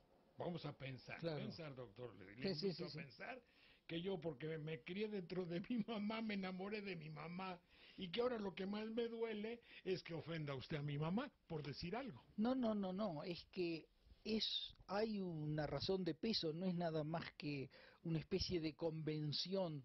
No. Ser hijo de puta es una maldad real, es un déficit muy real que se analiza en el libro, puesto en blanco y negro,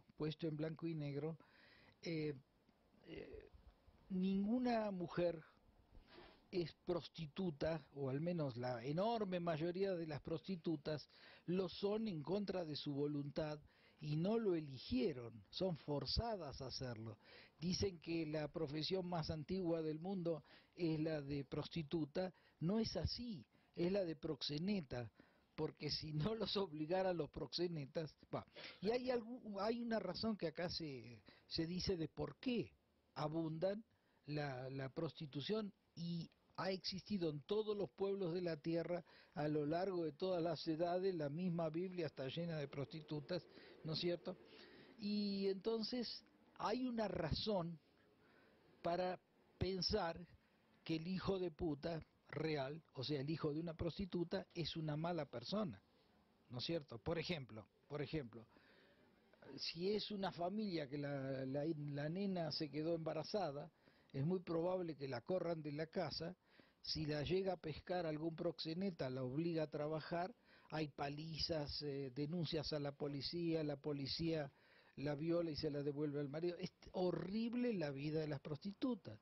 En Indonesia hay prostitutas de 6 años, que cuando llegan a 9 ya están demasiado viejas y no sirven para prostitutas. O sea, todo esto se basa en que el verdadero hijo de puta es el varón humano. O sea, hay una cosa que se llama dimorfismo sexual, que es cuando uno puede distinguir a simple vista cuál es el macho y cuál es la hembra de una especie. Por ejemplo, si yo le digo, acá tiene un alacrán y una alacrana, dígame cuál es cuál, va a requerir un especialista. En cambio, si le digo, ahí tiene un gallo y una gallina, sí, o un pavo real y una pavo real hembra, no lo vas a ver. No, bueno, en el caso de los seres humanos tenemos un dimorfismo sexual muy marcado. El varón es, en promedio, claro, mucho más poderoso muscularmente y siempre lo ha usado para arruinarle la vida a las mujeres. Una de ellas es obligarla a prostituirse, ¿no es cierto? Pero hay lugares de la tierra donde el macho va adelante y atrás va la mujer cargando bultos y demás. China. Bueno, sí. Sí, no, y por ejemplo, imagínense que en países islámicos la mujer tiene que ir tapada porque bastaría que el tipo le parece que le hizo una carita al otro, le tira querosén, le prende fuego, y es terrible. Yo sé de grupos de médicos occidentales que le practican una reparación del rostro de la mujer, pero muchas quedaron ciegas y demás, ¿no es cierto? Hay pueblos enteros que practican le quitan el clítoris a las mujeres, ¿no es cierto? Es tan horrible. Entonces, realmente los hijos de esas mujeres son malas personas, ¿no es cierto? Entre otras cosas, si usted lee libros donde cae la policía, le da una paliza, la viola y se lleva la plata delante del nene, ese nene cuando sea grande no solo va a repetir, sino no va a tener ningún respeto por una sociedad donde se oculta su padre de verdad. Yo hice guardias en el hospital de la Argentina, donde una muchacha violada acaso por el dueño de casa, llegaba a introducirse agujas de tejer en el útero para tratar de abortar, y por ahí no lo conseguía, pero después nacía el hijo lisiado, loco y demás. Entonces realmente un hijo de prostituta tiene todas las razones y justificativos para ser una mala persona. Eso no pasó desapercibido por nadie. Y así se le llamó. Así se le llamó con toda justicia. Lo que está usted diciendo también podría ser interpretado, sería cuando alguien dijo, que usted sabe quién dijo, la infancia es destino, estaba diciendo, así como naciste y te criaron, eso lo vas a guardar dentro de ti. Claro. Y cuando seas grande vas a ser una persona según aquello que sembraron en tu surco, que sembraron en tu tierra fértil, infantil. Lo digo porque es natural que un niño así despreciado de la sociedad, con mamá con 5 maridos, padre alcohólico, ladrón, sin trabajo, con problema de hambre, ese niño buscando cómo vivir se vuelve un delincuente. No es del todo culpable y es a lo mejor hijo de la prostituta del pueblo. Pero es así porque la sociedad lo hizo así. Sí, me dicen, es un libro de Adriana Balaguer, que muchas prostitutas, el proxeneta, cuando nace un chico de ella, lo manda a que lo tengan, digamos, en un pueblo del interior, y la amenaza a ella que si no trae plata lo va a matar. Claro, claro. Entonces un chico ha estado preso a los 3 años, 4 años, en la cárcel para estar con la mamá, o sea, ya estuvo preso de bebé, sí. ¿Me entiende? Ya hizo de rehén. Ya tuvo un castigo. Sí, ya hizo, sí, y además está tratado terriblemente mal, ¿no es cierto? Sí. Bueno. Sí, es la descripción del tango cambalache que usted conoce, sí, de Enrique Santos Discépolo. Está lleno de hijos de puta. Claro. Dígame usted, el hecho de ser hijo de puta, ¿usted piensa que se hace uno o hay quienes naciendo de una cuna noble y digna, porque también lo hay? Yo conozco muchos hijos de, digamos, de políticos y de políticas, en fin, de parejas muy nobles, muy dignos, llamados junior o todo eso, que desarrollan un hijueputez pero evidente, claro. Y que no tienen ningún elemento ni justificación para que su vida se convierta en perjuicio, con una ambición inagotable, aún sabiendo que existan, me cuentan, pueblos que tienen más del 50% de su población pobre. Claro. Y le quitan el dinero que debería ser para aquellos, se lo llevan ellos para sus devaneos y gastos superfluos. Eso es ser muy hijo de puta. Claro, no tenemos que pensar cuando hablamos de hijo de puta en un patán que le va los empujones o mal vestido, borrachín. No, yo le puedo decir lo siguiente, según la UNESCO, para estar vivo hacen falta $2 diarios por persona. Entonces una persona que gane varios millones de dólares diarios podría rescatar de una muerte segura a cantidad de gente, y sin embargo nosotros les rendimos culto, los admiramos, ponemos el nombre de ellos a las calles, ¿no es cierto?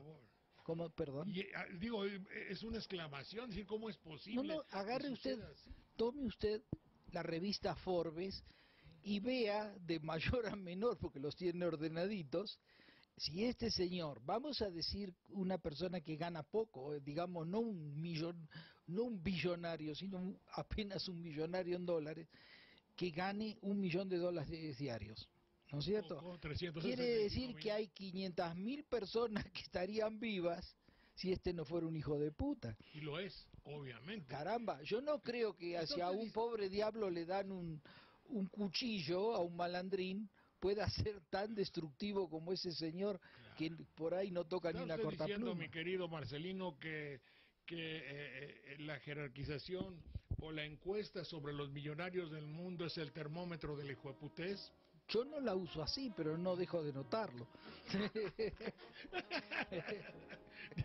Pensemos que haya... Pues, que los hay. Los hay. Y que hemos encontrado un lugar que sirva de baremo o termómetro en este caso. Claro. Termómetro.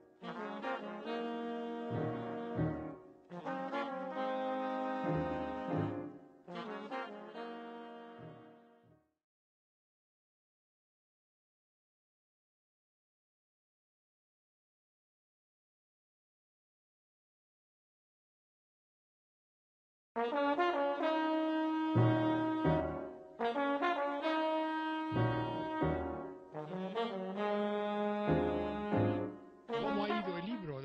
Mire, la verdad es que se han vendido muchos miles. Qué bueno. Y eso dicho por mi querida secretaria, que es, aparte de sus labores de secretaria, ella es la que tiene las relaciones entre las diversas editoriales, y yo le pago un porcentaje, por supuesto. Y entonces sí, porque si no fuera usted... No. fuera mala gente. No, realmente a medida que uno envejece le cuesta cada vez más esfuerzo hacer las taradeces de siempre, de modo que ella me asiste. No, se lo digo porque también en nuestro público, digo ya, y aprovecho para decirles que también hice algo que tiene un cierto paralelismo tratando de ver los aforismos y eso de porjoder.com, y también una persona muy amablemente llevaba todo el mecanismo actual que nos impone el avance de hablar con fulano, organizar esto, mandar libros a tal lugar, Claro. ver si se venden en alguna parte y eso, y eso da gusto hacerlo. Bueno, usted sabe que mucha gente me echa en cara de por qué yo en el primer capítulo no definí qué es un hijo de puta. Bueno, no lo hice, ahora lo podría definir, pero en ese momento no lo hice, Lo buscaba. porque si alguien que quiere escribir un libro sobre el amor le dicen defina el amor, No, claro. está frito, ¿qué es? El amor a la patria, el amor a la madre, el amor a la novia, entonces mucho de, por ejemplo, es cualquier libro de física que tenga un capítulo sobre dinámica, la dinámica es un cambio en función del tiempo, pero no lo pueden definir los físicos.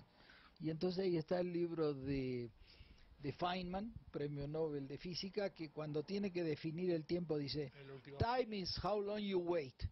Pero claro, no le gusta mucho y al rato dice, time is what happens when nothing else happens. Entonces, no estoy obligado a definir algo, ¿no es cierto? Pero sí planteo un panorama de la hijoputez para hacer ver que no estoy dedicado a truculencias grandes. Por ejemplo, ahí nombro yo a Buzzati, que él estaba interesado en la micro o en la nano hijoputez. Tiene un cuento que se llama El Globito, que es ahí una sirvienta muy pobre que tiene una nenita que se llama Noretta y no tienen un peso donde caerse muerto, pero de repente la lleva a una plaza y la nena ve los globos y se le van los ojos, una nenita de, me imagino, unos 4 años. Entonces le compra un globo y la nena le parece tener algo sublime atado de un piolín, ¿no es cierto? Así, esa cosa que lo ve, que lo mueve, bueno. Pero vienen unos muchachotes riéndose y fumando y con el cigarro le revientan el globo a la nena, que no entiende, no llega a entender qué pasó con su globo, porque fue tan explosivamente. Entonces, Buzzati lo que quería era no rastrear la hijoputez macroscópica, digamos, sino ese pequeño hijo de puta que todos llevamos adentro, ¿no? Perdón. ¿Sí? Ese pequeño hijo de puta que todos llevamos adentro, está usted dando la definición más evidente de cierta burocracia y ciertos avances técnicos que se manifiestan en la no relación que existe entre mi atendedora de teléfono y yo. Ajá. Su número no existe. Ah, señorita, es que la calle sí, pero ya cortó. Esa es una pequeña hijueputez. Sí. ¿Eh? Sí, pero después usted pone muchas pequeñas hijueputez y hace un hijoputez más grande. Sí, claro. Usted vive en un mundo de hijueputas. Claro, señor, por favor, quiero cancelar mi servicio de televisión. Sí.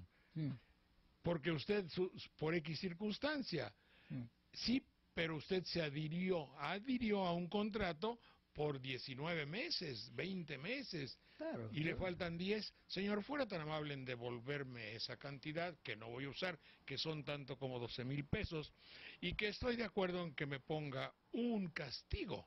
Sí. No, porque ya firmó. Claro. Sí, pero además su contrato dice en la parte 1 que es indefinido. Claro. Indefinido para usted y obligatorio para mí. Claro. Esa es una hijueputez.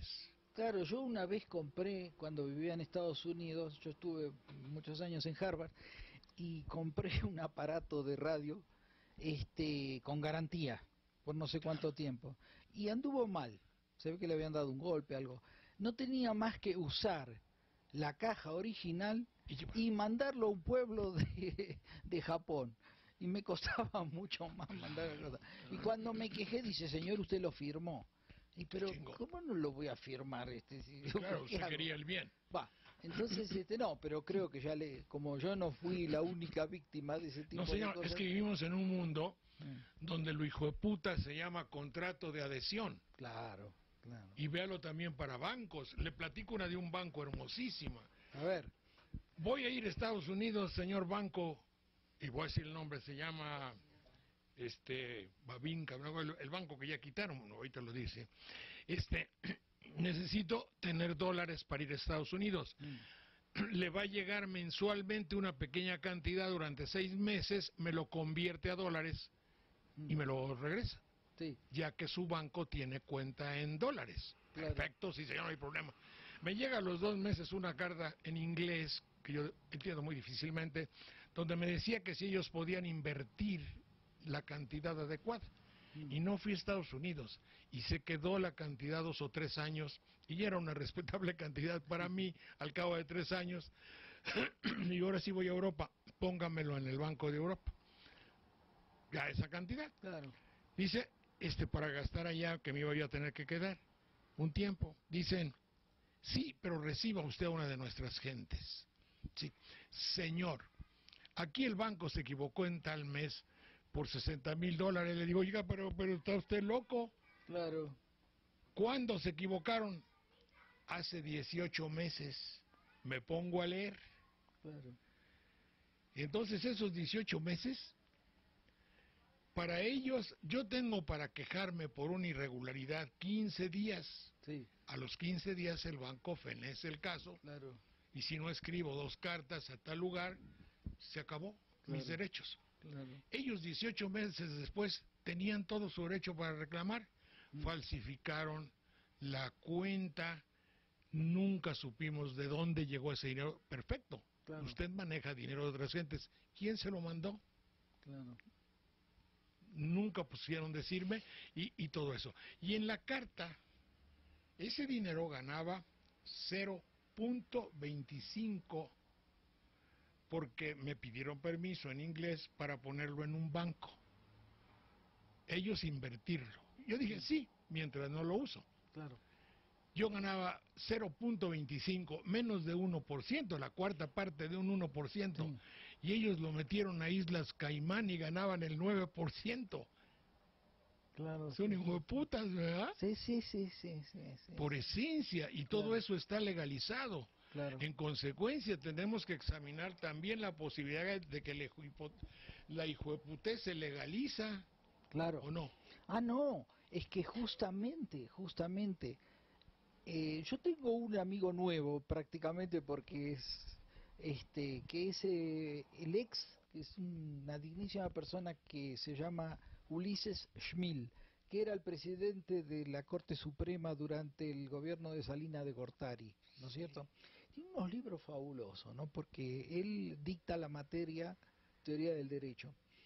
Y hay una que es una cosa fabulosa, que es que el hijo de puta va, él no lo llama así, él lo llama el jabalí, pero va creando una cultura, ¿se da cuenta? Porque las leyes que él va haciendo, él influyen para que se hagan las leyes que él quiere, ¿no es cierto? Por ejemplo, en la semana pasada, en el suplemento del New York Times en el Reforma, hablaba de una señora que el marido le rompía la cabeza regularmente, la sometía a las brutalidades máximas. Y ella se escapó como 10 veces a la policía, que la violaba y la volvía a regresarla al marido. Y que delante de ella, lo cuenta el New York Times, le dijo el policía, oiga, lo que le conviene es romperle las piernas, así no se le va más.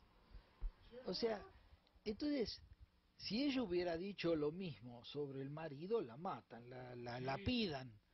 Pero las leyes allí están hechas por el macho hijo de puta. Fíjese, acá, para salvar el sistema monetario, crean el FOBAPROA, pero en el término de 2 o 3 días hay bancos que hacen compañías para ser rescatadas en un país donde hay tanta gente que no tiene trabajo, no tiene comida y demás. pero las leyes le hizo ese señor. Entonces, realmente una de las cosas es que el hijo de puta es malo, pero la otra es que crea un sistema en el que esa maldad es tolerada Se y aún legaliza, admirada. se legaliza. Le ¿Perdón? voy a decir un caso de lo que usted está diciendo. En un pueblo, usted a lo mejor obviamente ni sabe, en un pueblo les dieron de golpes a todos porque querían construir no sé qué. Y a las mujeres, me parece que eran 18, 20 o las que sea, se las llevaron en un autobús y el autobús duró 4 o 5 horas.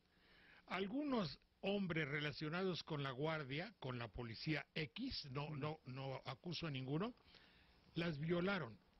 Y la explicación del jefe fue la siguiente: iban en un autobús y lo que hubo es tocar, los muchachos tocaban a las mujeres, prisioneras, las tocaban, lo natural. Para ese individuo sabía que era violación. Claro. Sabía todo eso, pero él tradujo eso como lo natural. Es Claro. una clásica hijueputez legalizada. Ah, lógico. Las víctimas castigables fueron ellas. Bueno. Entonces sí vivimos en una cultura donde lo cual, lo hijueputa, ¿qué podría ser? ¿Se legaliza, se jerarquiza o se...? Bueno, pero es que el hijo de puta tiene suficiente poder como para instituirlo como norma y ley, natural incluso, según me está diciendo. Ah, no, pero si no es ojalá fuera, no, ojalá esto fuera normal, es que hay otras gravísimas. Ah, lógico, sí, no sé, bueno. Pero yo lo que quiero acá es enfatizar de que esto no es un catálogo de maldades, sino que busca explicar por qué a un ser humano se le da tan fácil. Por ejemplo, cuando ocurrió el lío entre los croatas y los serbios, bueno, se violaban, castraban, tiraban niñitos en calderas y demás. Entonces uno se preguntaba, ¿pero dónde estaba esta gente antes? ¿En jaulas? No, en las calles normales. No, eran el sastre, el señor que hace pizza, el mesero, el pintor, qué sé yo, el albañil. Lo que cambió fueron las circunstancias. Y entonces uno dice, caramba, qué poderosas son las circunstancias, ¿no es cierto? Que transforman al ser humano, ¿eh? Exactamente. Y entonces, el tercer capítulo acá se llama sobre las circunstancias, para saber por qué, cómo operan las circunstancias, ¿no es cierto? Y ahí se va a enterar de cosas que no son tan comunes, por ejemplo, lo que se llaman restricciones y demás, que lo tengo que explicar, por eso se hace largo el libro. De modo tal que lo que yo me propongo es, en el capítulo 3, es decir, bueno, ¿tiene raíces biológicas? ¿Hay algo que nos compele a ser hijos de puta? Y la respuesta es sí, pero dice, ¿y por qué algunos son buenos y otros son malos? Porque depende de la circunstancia. Entonces el capítulo 4 dice, bueno, ¿y cómo operan las circunstancias? O sea, lo que yo trato no es hacer un catálogo de nota roja, sino de entender por qué tenemos una tendencia tan fácil, natural, abundante, en ser perversos. Así nacemos, ¿no? Sí, desgraciadamente. Sí, pues así somos. Sí. Hay otra frase que decía, es impensable lo que alguien puede hacer por comer. Claro. Por comer. Si se hace todo por comer, claro. Y si la ambición no tiene límite, y si nuestra cultura hace que no seamos de por sí honrados, y si nuestro mundo aplaude la corrupción, es que debe haber una inclinación, proclividad, o dicen en mi tierra, es que así somos de nación, claro. Dándole a la palabra nación el concepto de nacimiento, así nacimos. Claro, hay sin embargo circunstancias que a mí me llamaron la atención, por ejemplo Kapuscinski, en uno de sus libros, Richard Kapuscinski, que estuvo acá visitando México poco antes de morir, este hombre cuenta que para escaparse de uno de los campos de labor de Siberia era terrible, porque tenía que ir uno a través del hielo y sin comer. Y entonces, entre un par de gente que se planeaba fugar, convencían a otro de que viniera con ellos para tener algo que comer en el camino, o sea, si no, no llegaban. O sea que se lo llevaban como alimento. Claro, entonces cuando uno lee eso, o cosas que son hasta risueñas, yo ahí nombro lo que se llama el sunicuijo. El sunicuijo, Su único hijo. Sí, aquí claro, lo vi. sí, porque resulta que en España, hasta que no lo sacó la República, estaba el garrote vil, que era un poste con un agujero y le sentaban a uno ahí con una soga y lo empezaban a enroscar hasta que se moría. Lógicamente pasaba un tiempo hasta que apretaba y se moría. Y entonces el límite estaba, porque venía un sacerdote, le ponía una cruz delante de la cara y empezaba a rezar el credo, creo que eso el Padre Nuestro, que llega una parte que dice, y es Jesucristo su único hijo, el credo, su único hijo. Bueno, y la gente que iba a mirar, porque era público, apostaba a que pasaba el su único hijo o no lo pasaba, ¿no? Creo en Dios Padre, su hijo. Sí, y entonces me dicen que, por ejemplo, en el hablar popular, si usted se compró, vamos a decir, unos zapatos que yo veo que son ordinarios y no le van a durar, yo voy a decir, pesos no llegan ni al su único hijo. O si supóngase un matrimonio mal avenido, dice, esos no llegan ni al su único hijo, quiere decir que se van a... O sea que mucha gente usaba el su único Usted hijo. busca una palabra en el capítulo que estaba leyendo anoche, donde alguien se pregunta de que hay una palabra alemana, El donde doppelgänger. el hijo de puta, una de las características que deduzco es que sienta placer por su hijo de putés. Claro. Estoy en lo justo, ¿verdad? Sí, bueno, recién, hablando de otra temática, decíamos el muchachote que pasa fumando y el reventarle el globo a la le nena, da porque si gusto, usted porque dice, qué vivo, mire cómo se benefició. ¿Qué beneficio tuvo? Placer. Sí, sí. Placer, perversidad, Sí. hijo de putés. Sí, pero cuando la perversidad,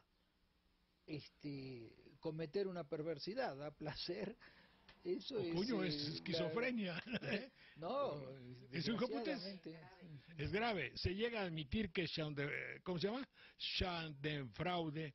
Schadenfreude. La alegría más bella es la del hijo de puta que siente placer porque le va mal a alguien. Bueno, pero es que así se deduce, ¿no? Bueno, la Schadenfreude es... A ver, yo creo que sería capaz de sentir Schadenfreude, porque fíjese, por más que la condeno, supóngase que estamos los dos hablando y pasa un tipo, le arrebata la cartera a usted y sale corriendo, pero lo agarra un auto y lo tira al piso. Yo me voy a poner contento, lo siento mucho, será malo, pero... No, pero usted no manejaba el carro. ¿Qué? Usted no iba manejando el carro. No, ya lo sé, pero quiero decir que yo no tiraría la primera piedra, ¿eh? No, pero hay un matiz, en lo que usted dice es un matiz, no digo mañoso, pero hay un matiz. Es decir, alguien me hace a mí un mal y se ríe este hijo de puta. Sí. Y los conozco y los he vivido. Sí. Y podría mencionar una lista interminable. Claro. Eso se busca el nombre. Lo tengo ese nombre del Señor que siente placer perverso al haber causado un mal y que a todas luces corresponde a los parámetros del hijo de puta. Claro. Ese lo que hizo fue lo que le dijo un luchador a otro. Su compañero de pareja ya estaba en el suelo casi noqueado y pateado. Y el otro con una pierna rota o invalidado. Y el enemigo llegó a golpearlo fuerte. Y dice, agasájate, hijo de la chingada, agasájate. El agasajo en nuestra cultura popular es una palabra, dice, ponte alegre y de fiesta. Claro. Siente placer. Claro. Yo lo invito a usted a un agasajo a Banderilla. Entonces, y matamos una gallina y compramos... O sea, lo estoy agasajando. Claro. El que causa un placer de hijo de puta se agasaja. Caramba. ¿Cierto o no es cierto? Sí. Siente placer. Sí. Mire, yo, cuando en la Argentina había cantidad de gente que escapó de la guerra, o que se fue después de la guerra. Y yo conocí a un señor se llama Gaby Cohn, siempre me acuerdo, que todas las vacaciones se iba a Alemania a buscar a un tipo para matarlo. Nunca, no, pero escuche esto. Dice que él, la madre era chico, ¿no? Estaban encerrados, muertos de hambre, y salieron a mirar cómo se retiraban los alemanes, ¿no es cierto?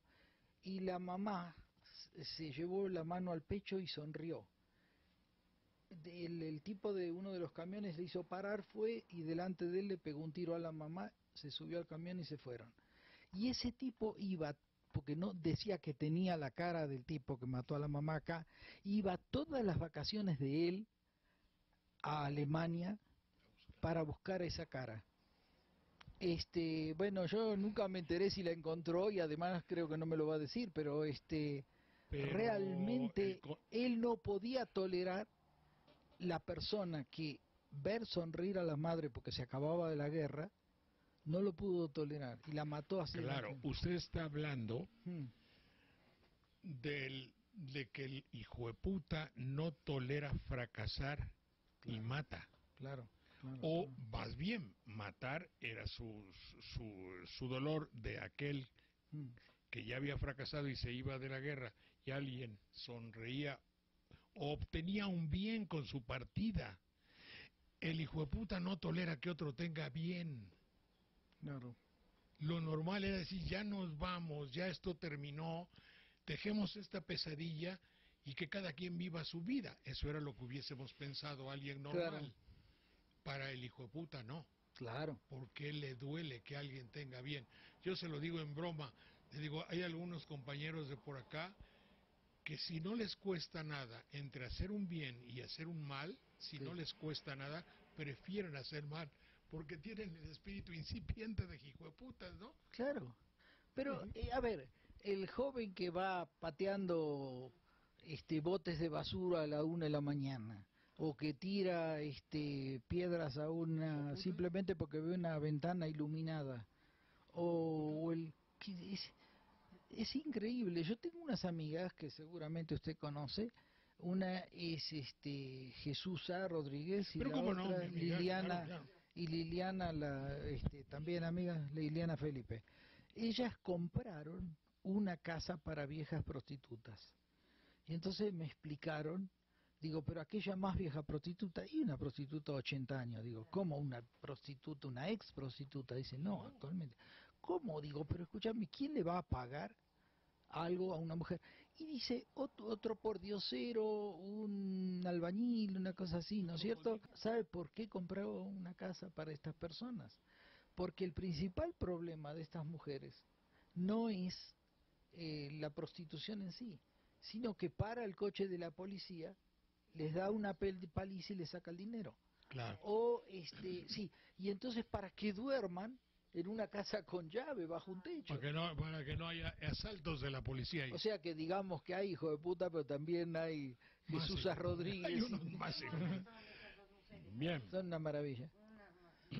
Gracias, Marcelino. Es usted muy amable. Estamos a sus órdenes. Este es un primer encuentro que transmitiremos en la televisión de Veracruz. Muy bien. Esperamos que un día nos visite y seguramente hacen muchas conferencias en la Universidad de Veracruz y que conozca nuestra tierra. Hace una teoría general sobre los hijos. Tusquets Editores, Tusquets Editores. Marcelino, mucho gusto, muchas gracias. No, les agradezco muchísimo. Mucho gusto en saludarlo, que esté muy bien. Gracias, el gusto es mío, bienvenidos. Esta hora ya saben dónde queda mi casa. Gracias, señor, muy amable.